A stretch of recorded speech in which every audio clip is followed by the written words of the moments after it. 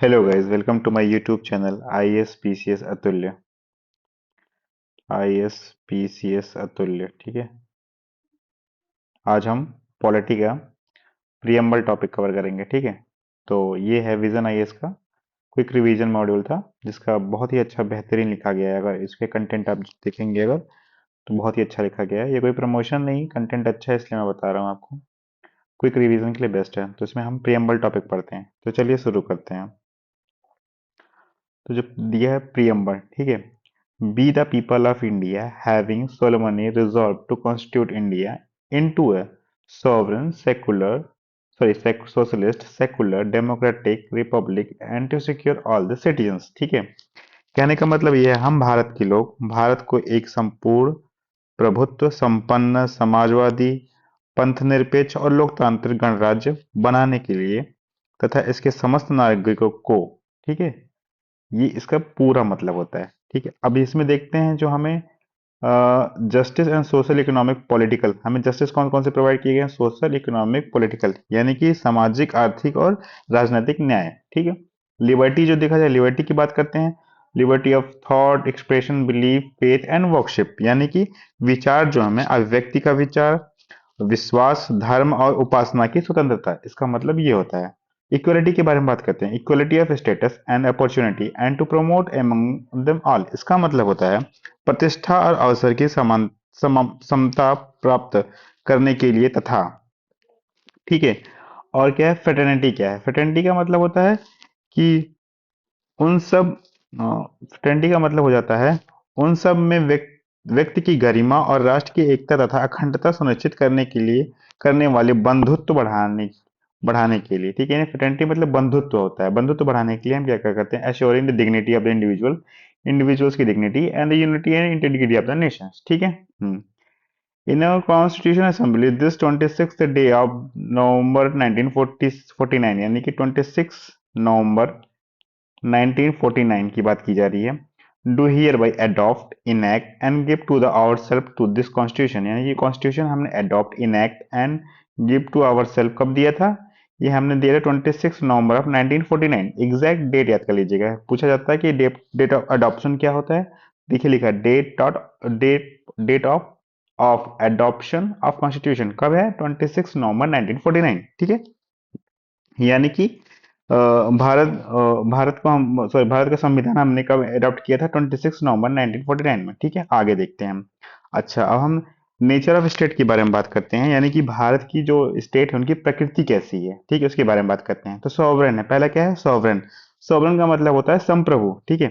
Independent state free in internal and external affairs, कहने का मतलब है स्वतंत्र देश, आंतरिक या बाहरी मामलों में आजाद, ठीक है।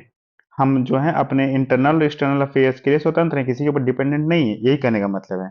No dominion of the other nation, कहने का मतलब है किसी दूसरे राष्ट्र का डोमिनियन या उपनिवेश नहीं है, हम दूसरे के उपनिवेश नहीं है, कहने का मतलब ये है, ठीक है।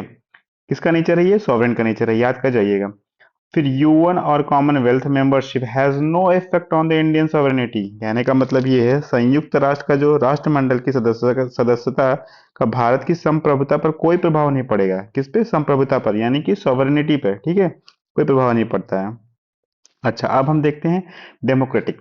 डेमोक्रेटिक कैसे हैं हम? यहाँ बताता है। इनडायरेक्ट डेमोक्रेसी क्या होता है ये बता रहा है। रिप्रेजेंटेटिव पार्लियामेंट्री डेमोक्रेसी, कहने का मतलब है कि अप्रत्यक्ष लोकतंत्र। इनडायरेक्ट डेमोक्रेसी का मतलब होता है अप्रत्यक्ष लोकतंत्र।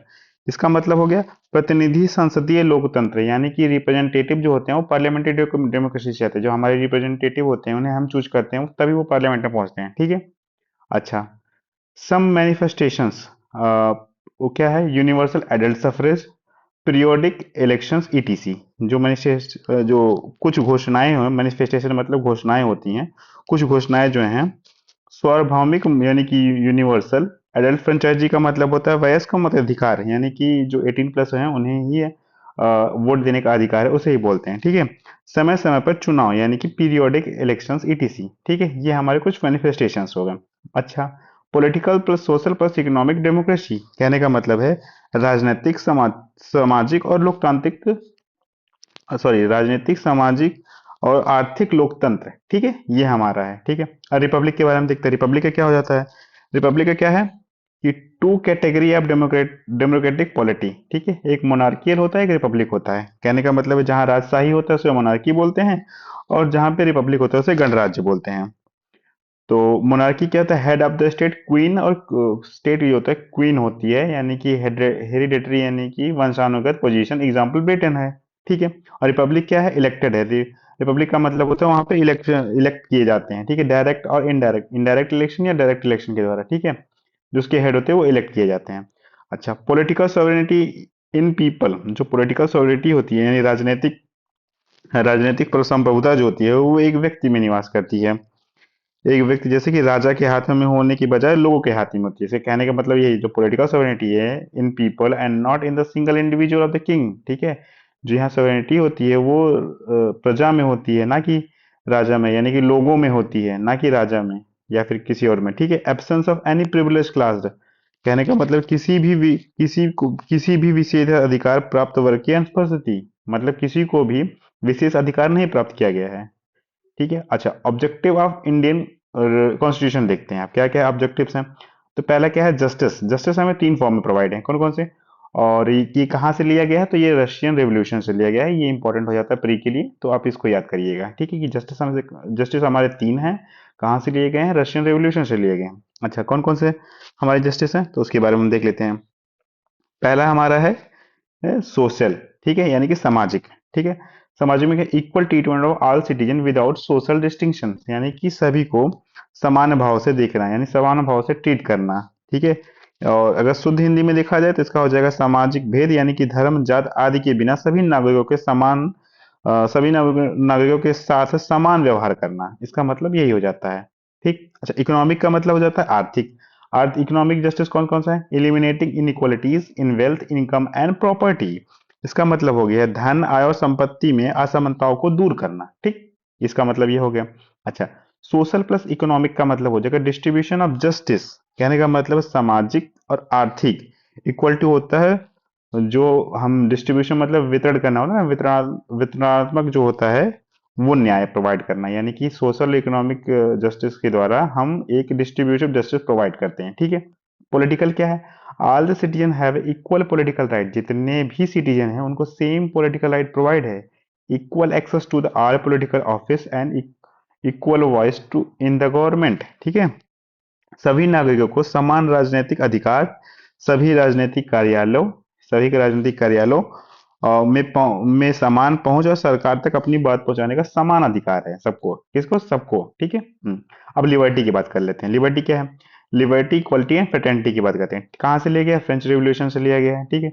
यूनिटी ऑफ ट्रिनिटी, ठीक है, यूनिटी ऑफ ट्रिनिटी, और ये त्रिमूर्ति के समान होती है, ठीक है। इसको ट्रिनिटी को त्रिमूर्ति भी बोलती है। One can not be divorced from the other two, कहने का मतलब एक दूसरे से अलग नहीं किया जा सकता है, ठीक है। यूनिटी ऑफ ट्रिनिटी है, ठीक है। अब लिबर्टी देखते हैं, स्वतंत्रता यानी कि। अच्छा, लिबर्टी में क्या है, absence of restraints on the activities of individual, ठीक है। व्यक्तियों की गतिविधियों पर प्रतिबंध की अनुपस्थिति, ठीक है, सॉरी टंग ट्विस्ट हो रहा है। उसकी वजह absence of रेस्ट्रेंस on the activities of individuals, ठीक है। अब क्या है, providing opportunity for the development of individual personalities, ठीक है। ये लाइन देखिए बहुत ही स्मूथली लिखी गई है, इनको अब कुछ भी नहीं करना है, इनको पढ़ लेना है, एकदम एग्जैक्ट आपको याद कर लेना है। इसका सेकंड लाइन का मतलब हो जाता है व्यक्तिगत और व्यक्तित्व के विकास के अवसर प्रदान करना, ठीक है। व्यक्तिगत और व्यक्तित्व के विकास, यानी कि पर्सनालिटी जो होती है व्यक्तित्व होता है, ठीक है। और opportunity for the development individual जो हो जाएगा वो हो जाएगा आपका, इंडिविजुअल का मतलब होता है व्यक्तिगत के और व्यक्तित्व के विकास के अवसर प्रदान किया जाता है, ठीक है। उसके बारे में दिया गया।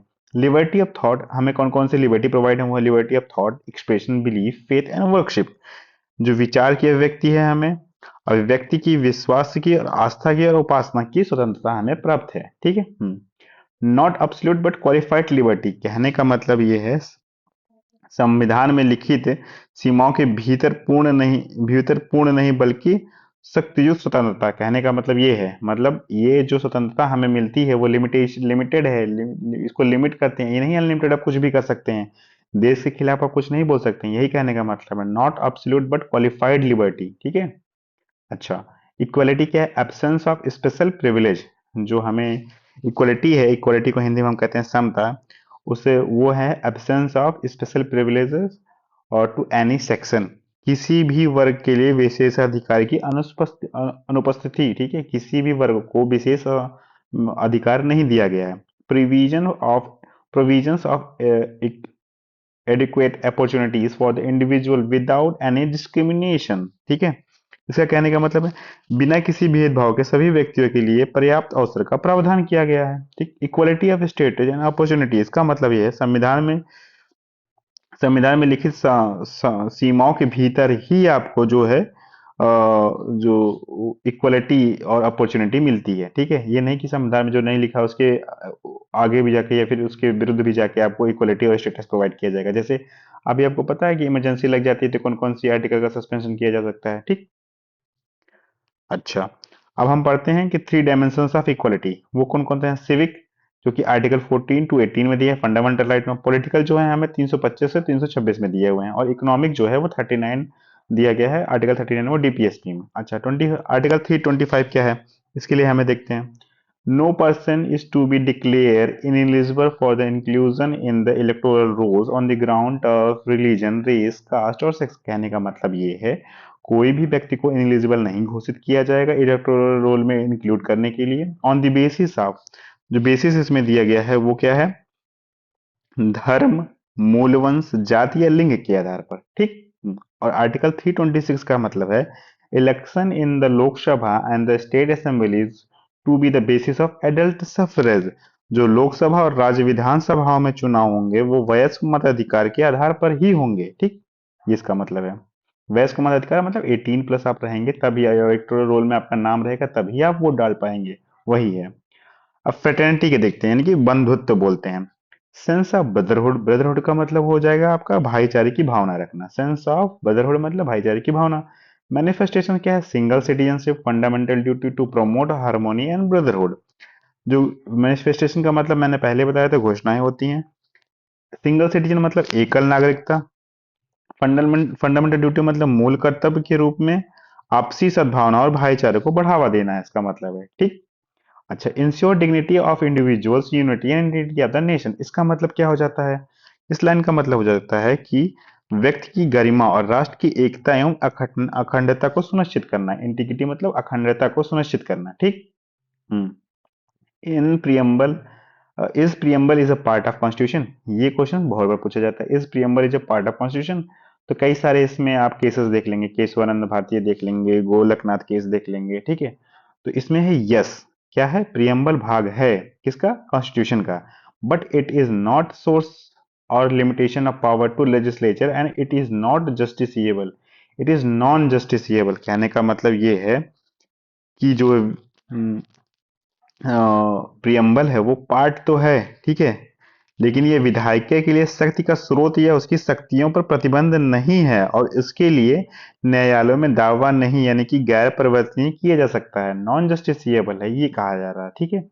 अच्छा, इससे रिलेटेड कोई कौन कौन से, केशवानंद भारती केस है, बेरूबरी केस है, एलाइसिन केस है, ठीक है। अब ये केसेस इंपॉर्टेंट हो जाते हैं, ठीक है, आपके लिए। जैसे आप मेंस भी लिखेंगे तो उसमें मान लीजिए अगर पूछा जाता है इस preamble is a part of constitution define, तो इतना सिंपल तो आएगा नहीं, लेकिन अगर मान लीजिए आ गया तो ये केसेस आपको याद रखने, कौन से, बेरूबेरी केस 1960 का, केशवानंद भारती केस और एलआईसी केस, ठीक।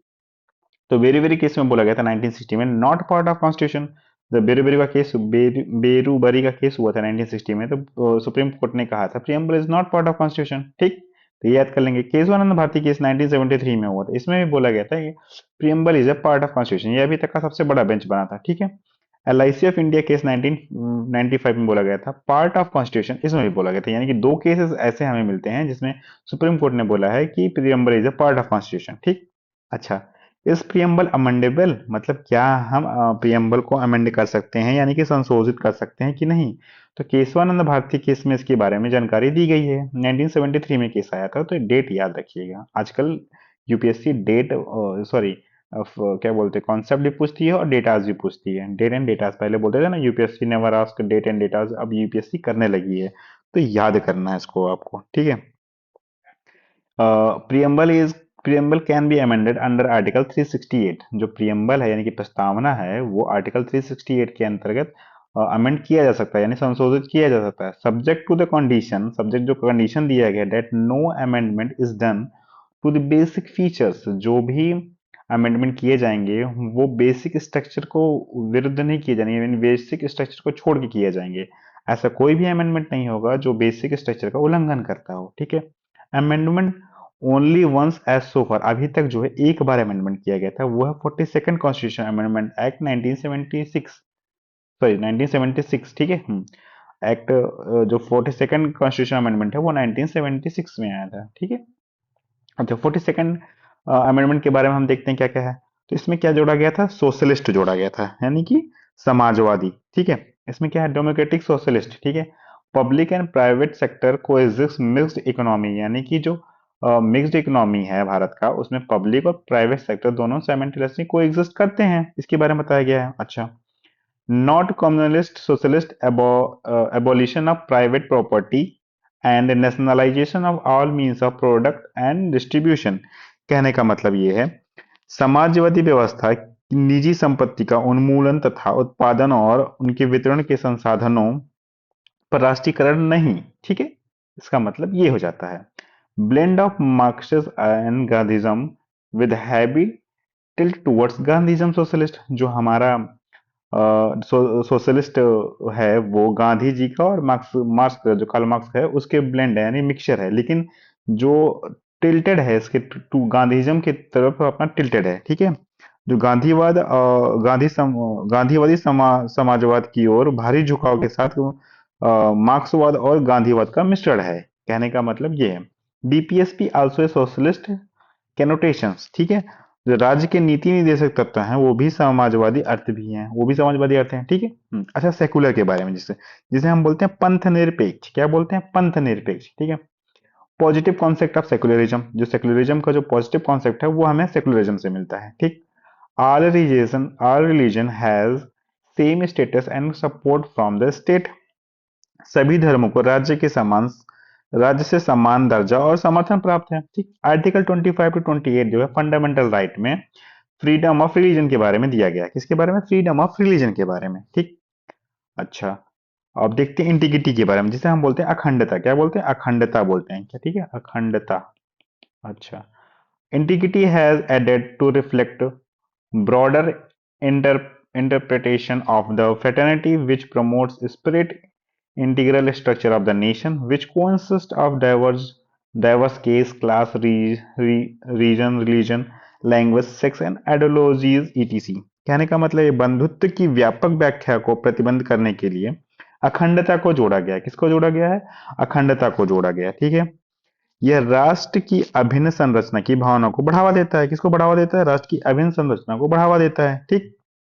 जिससे विविध जाति वर्ग क्षेत्र धर्म भाषा लिंग और विचारधारा आदि शामिल हैं, ठीक, क्या है, सब शामिल है इसमें। अच्छा, अब देखते हैं हम सिग्निफिकेंस ऑफ प्रियम्बल्स, यानी कि प्रस्तावना की उद्देशिका का महत्व, महत्व के बारे में देखते हैं। अब प्रियम्बल के बारे में हम देखते हैं, ठीक है। Preface, essence, soul of constitution, ये सारे नाम जो हैं वो आपके प्रियम्बल के हैं, ठीक। यानी कि संविधान की भूमिका कैसी है, सार भी है और आत्मा भी है, ठीक। embodies the basic philosophy and the fundamental values, संविधान के मौलिक दर्शन और आधारभूत मूल्यों का प्रतीक है ये, ठीक। contains the grand and a noble vision of the constitution assembly, संविधान सभा के उच्च और महान विचारों का दर्शन है ये, क्या है, उच्च विचारों का दर्शन है, ठीक है। और resemble the declaration of the United state of America and American independence, ठीक है। संयुक्त राज्य अमेरिका की स्वतंत्रता की घोषणा के समान है ये, ठीक है, किसके समान है, संयुक्त राज्य अमेरिका की स्वतंत्रता की घोषणा के समान है। अच्छा, based on the objective revolution drafted and move by the Pandit Nehru in the December 1946 and adopted by the constituent, कहने का मतलब है दिसंबर 1946 में पंडित नेहरू द्वारा तैयार और पेश किए गए उद्देश्य प्रस्ताव पर आधारित, जिसे जनवरी 1947 में संविधान द्वारा अपनाया गया था, ठीक, कहने का मतलब ये है। अच्छा, अब हम कुछ फैक्ट देखते हैं और प्रियम्बल से रिलेटेड, ठीक है। Till the passage of the Indian till the passage of Indian Independence Act 1947 India was a dependency colony of the British Empire, ठीक है। जो इसका कहने का मतलब है भारतीय स्वतंत्रता अधिनियम 1947 के पारित होने तक भारत ब्रिटिश साम्राज्य का एक उपनिवेश था। ठीक। From August 15 1947 to January 26 1950 India is a political status was that for a dominion in the British Commonwealth nation. कहने का मतलब है 15 अगस्त 1947 से लेके 26 जनवरी 1950 तक भारत की राजनीति स्थिति ब्रिटिश राष्ट्रमंडल देशों में एक डोमिनियन की थी। ठीक। India ceased to be the British dominion on January 26, 1950 by declaring herself as a sovereign republic। कहने का मतलब ये है कि 26 जनवरी 1950 को खुद को एक संप्रभु गणराज्य घोषित करने में भारत के डोमिनियन की स्थिति को समाप्त किया। ठीक है। However, Pakistan continued to be the British dominion until 1956। हालांकि जो पाकिस्तान है वो वर्ष 1956 तक ब्रिटिश के डोमिनियन बना रहा था। ठीक, ऐसा माना जाता है। Two types of democracy, direct and indirect. जैसे कि हम देखते हैं पूरे वर्ल्ड में दो टाइप की डेमोक्रेसी हमें मिलती है, एक डायरेक्ट डेमोक्रेसी मिलती है, एक इनडायरेक्ट डेमोक्रेसी मिलती है। अब ये क्या होता है इसके बारे में हम जानते हैं, यानी कि प्रत्यक्ष लोकतंत्र और अप्रत्यक्ष लोकतंत्र के बारे में। ठीक है। डायरेक्ट डेमोक्रेसी क्या होती है? People exercise their supreme power directly.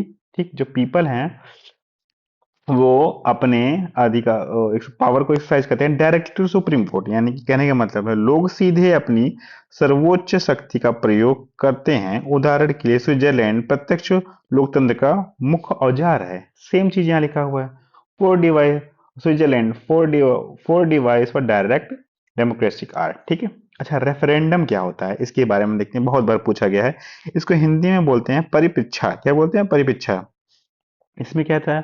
Where by a proposal legislation is refer to the electorate for the settlement of their direct vote. ठीक है। इसके तहत एक प्रस्तावित कानून को मतदाताओं के प्रत्यक्ष वोटों के माध्यम से उनकी स्वीकृति के लिए उनके पास भेजा जाता है। ठीक है। किसके पास भेजा जाता है? इलेक्टोरेट के पास। ठीक है। अच्छा, अब हम देखते हैं रिकॉल। रिकॉल क्या होता है? Where voters can remove a representative और an officer before the expiry of his term where he fail to discharge the duty properly. इसका मतलब ये हो जाता है कि इसके जरिए मतदाता किसी प्रतिनिधि या एक अधिकारी को उसकी कार्यकाल से पहले हटा सकता है यदि वह अपने कर्तव्य का उचित पालन करने में विफल रहता है। ठीक। अच्छा, ये क्या है? इनिशिएटिव क्या होता है? अब इसे देख लेते हैं। ठीक है, यानी कि पहल। Where people can propose a bill to the legislature for the enactment. इसका मतलब ये हो गया, इसके तहत कानून बनाने के लिए लोग विधायिका में एक विधेयक का प्रस्ताव दे सकते हैं। ठीक है, विधायिका में एक विधेयक का प्रस्ताव दे सकते हैं। ठीक। अच्छा, अब हम देखते हैं प्लेबिसिट क्या होता है। Obtaining the opinion of the people on any issue of public importance. लोग महत्व के किसी भी मुद्दे पर लोग की राय प्राप्त करना, इसको बोलते हैं प्लेबिसिट। ठीक है। अच्छा, इनडायरेक्ट डेमोक्रेसी में क्या होता है? Representative elected by people exercise the supreme power, thus also known as representative democracy। It is two kinds, parliamentary and presidential।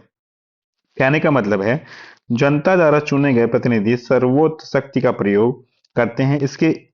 इस प्रकार इसे प्रतिनिधि लोकतंत्र के रूप में भी जाना जाता है।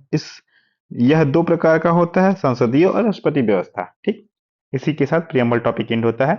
और अगर आपको वीडियो अच्छा लगता है और मेरे द्वारा समझाया गया कॉन्सेप्ट अच्छा लगता है तो make sure like and subscribe my YouTube channel. ठीक है। Thank you guys.